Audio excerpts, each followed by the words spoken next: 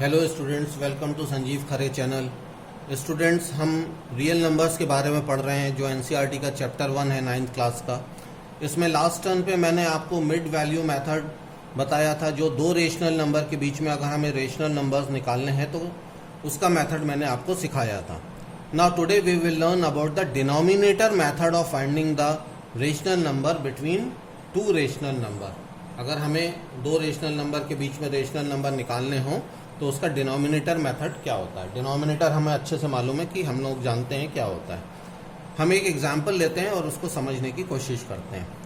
Insert 5 rational number between 1 and 2। Simple सा question है कि 1 और 2 दो नंबर्स हैं, इनके बीच में रेशनल नंबर्स निकालिए। तो हम क्या करेंगे, इसका प्रोसीजर समझना स्टूडेंट्स इंपॉर्टेंट है। जैसे हमें यहाँ नंबर दिया हुआ है 5 रेशनल नंबर, तो हम क्या करेंगे, 5 को 1 से ऐड करेंगे तो 5 + 1 हो जाएगा। तो 5 + 1 = 6 आ जाएगा। इसी प्रकार से अगर और कुछ भी यहाँ पर दिया रहता, मान लीजिए यहाँ पर 7 दिया रहता, तो हम 7 + 1 करते। पर यहाँ देखिए, इस केस को देखते हैं, 5 दिया हुआ है यहाँ, तो 5 + 1 = 6।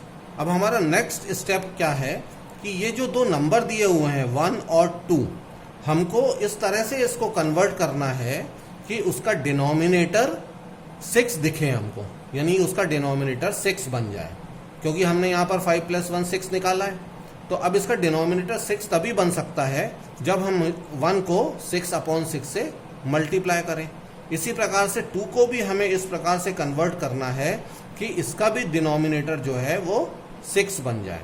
तो इसको भी हम क्या करेंगे, 6/6 से मल्टीप्लाई करेंगे। तो देखिए यहाँ पे मैंने लिखा है 1 कैन बी रिटन एज 1 × 6/6। हमने 1 को 6/6 से मल्टीप्लाई कर दिया, सॉल्व कर लिया, तो ये 6/6 आ गया।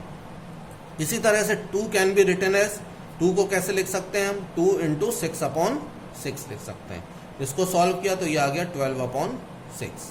तो 1 कन्वर्ट होकर के क्या बन गया, 6/6, और 2 को हम क्या लिख सकते हैं, 12/6। तो देखिए यहाँ मैंने 6/6 लिख दिया, यहाँ पर 12/6 लिख लिया। तो ये 6/6 1 है, ये 12/6 2 है। अब ये इसके बीच के रेशनल नंबर हो गए। देखिए ये 6 है, तो नेक्स्ट नंबर क्या हो जाएगा, 7/6, 8/6, 9/6, 10/6, 11/6। तो हमारा जो टारगेट था कि 5 रेशनल नंबर्स निकालिए 1 और 2 के बीच में, वो यहाँ से अचीव हो गया। तो इस तरह से हम इस प्रॉब्लम को सॉल्व करेंगे। अब हम एक और सिमिलर एग्जाम्पल ले लेते हैं, तो आपका कॉन्सेप्ट और भी ज़्यादा क्लियर हो जाएगा। सेम तरह का एग्जाम्पल है, insert 8 rational numbers between 2 and 3। अब हमें क्वेश्चन सिंगल डिजिट नंबर दिए हुए हैं 2 और 3, और हमसे कहा गया कि 8 रेशनल नंबर्स निकालिए।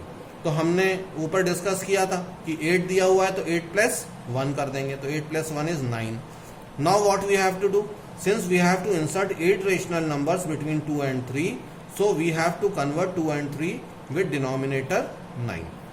यानी कि 2 को हमें इस प्रकार से कन्वर्ट करना है कि उसका डिनोमिनेटर 9 दिखाई पड़े।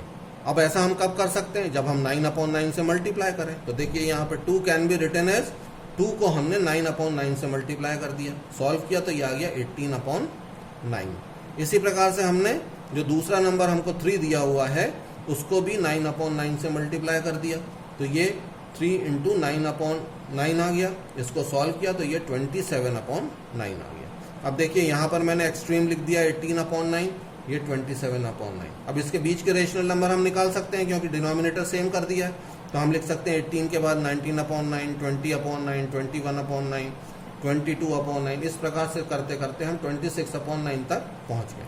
तो ये जो नंबर हैं बीच के, ये देखिए, ये जो लाइन आपको दिखाई पड़ रही है, ये रेशनल नंबर हैं 18/9 और 27/9 के।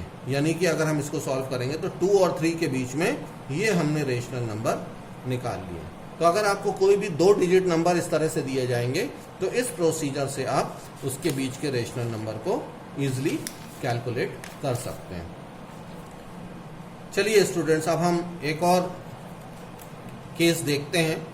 अब हम जो केस यहाँ डिस्कस करने वाले हैं वो क्या है, When the denominators are not equal। अगर डिनोमिनेटर इक्वल नहीं है तब क्या करेंगे। पिछले सवाल में तो डिनोमिनेटर दोनों का 1 था, क्योंकि 2 और 3 था, तो 2/1 और 3/1 हमने बोल दिया।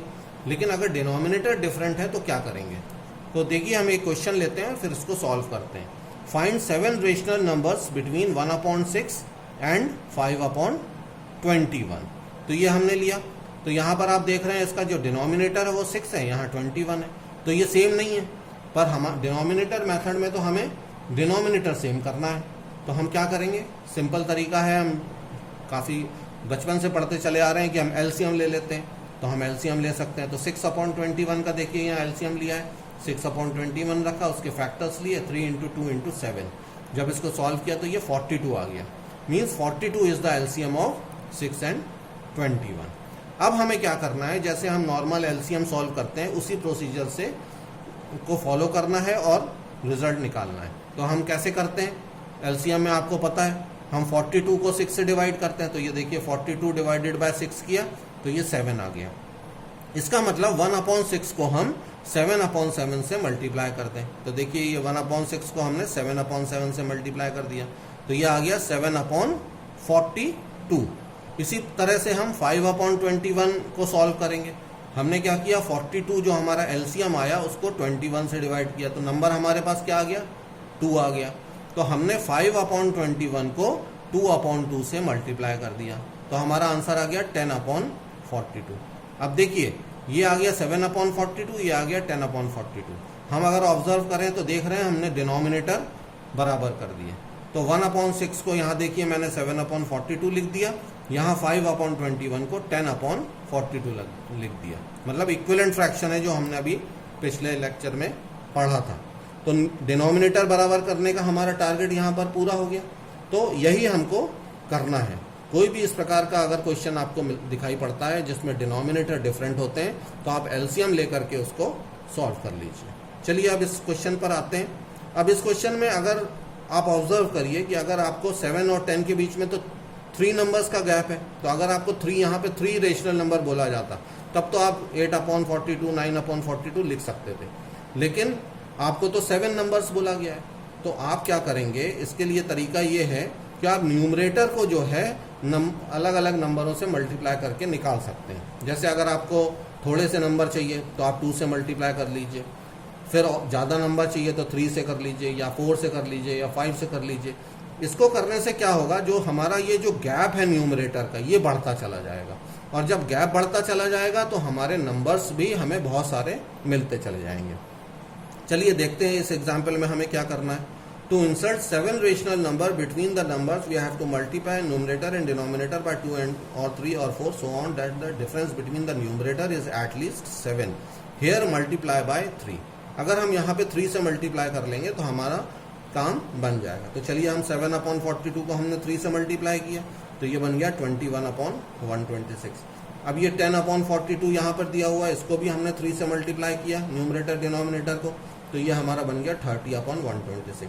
तो देखिए डिनोमिनेटर सेम है और ऊपर के नंबर 21 और 30 बन गए। तो 21 और 30 के बीच का गैप बढ़ गया, जबकि यहाँ 7 और 10 के बीच में गैप थोड़ा कम था।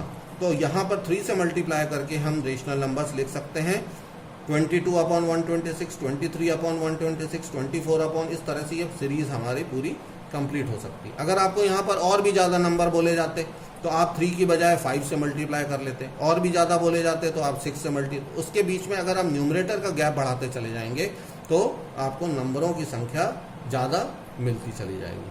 आई होप स्टूडेंट्स आपको ये मेथड अच्छे से समझ में आया होगा, दोनों ही प्रॉब्लम्स आपको अच्छे से समझ में आई होगी, और आपको अच्छा लगा तो प्लीज़ मेरे चैनल को लाइक और सब्सक्राइब करें। Thank you students.